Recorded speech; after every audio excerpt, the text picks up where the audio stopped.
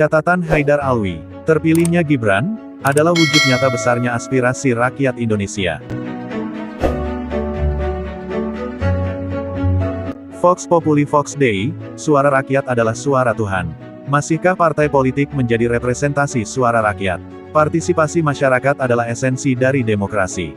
Namun, pola di Indonesia saat ini, elit politik semakin berjarak dengan rakyat.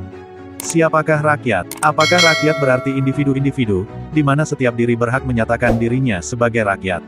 Atau seperti apa? Naskah Insinyur Soekarno, di hadapan pengadilan kolonial pada tahun 1930, yang berjudul Indonesia Menggugat. Termuat kutipan sebagai berikut. Selama rakyat belum mencapai kekuasaan politik atas negeri sendiri, maka sebagian atau semua syarat-syarat hidupnya, baik ekonomi maupun sosial maupun politik, diperuntukkan bagi kepentingan-kepentingan yang bukan kepentingannya, bahkan bertentangan dengan kepentingannya. Rakyat dalam kutipan tersebut tentu bukan orang per orang, bukan himpunan manusia, atau sejenisnya, melainkan suatu gagasan yang merujuk pada suatu kekuatan sosial yang jika kepadanya tersedia kekuasaan politik, maka akan direalisasikan apa yang menjadi kepentingannya, yakni kebaikan bersama. Kata rakyat yang diucapkan di depan pengadilan kolonial tentu adalah ide tentang entitas yang memiliki aspirasi yang berlawanan dengan tata kolonial.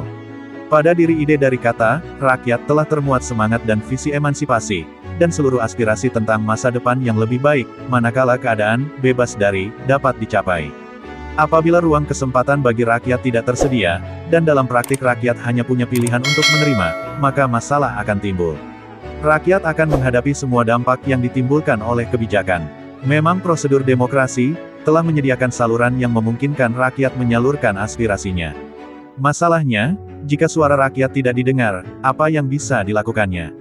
Menurut saya, banyak para pencari kekuasaan yang masuk dalam partai politik Indonesia, untuk memanfaatkan permasalahan kekurangan keuangan partai-partai politik dengan beralibi untuk membantu perekonomian Indonesia, namun ternyata sepertinya ada niat terselubung untuk mendapat imbalan agar mereka bisa mengendalikan perpolitikan yang ada di negara Indonesia, guna kepentingan-kepentingan partai politik itu sendiri.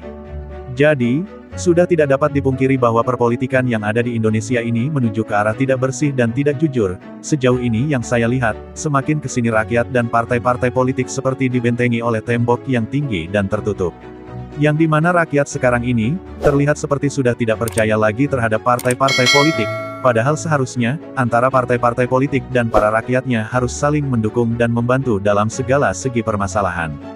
Jangan sampai yang seharusnya dari rakyat, oleh rakyat dan untuk rakyat berubah dari rakyat, oleh rakyat, untuk elit partai politik. Putusan MK telah mengubah peta politik Indonesia. Perbincangan yang sangat menarik di tahun politik ini adalah munculnya sosok lelaki muda, Gibran Rakabuming Raka, yang saat sekarang ini telah diputuskan sebagai cawapres Prabowo, yang bisa membuat fenomena guncangan politik yang cukup menarik, bahkan menimbulkan kontroversi yang bisa menjungkir balikan, memberi kejutan sebuah wacana bahwa terbukanya tantangan saluran demokrasi yang mana rakyatlah nanti yang akan memutuskan.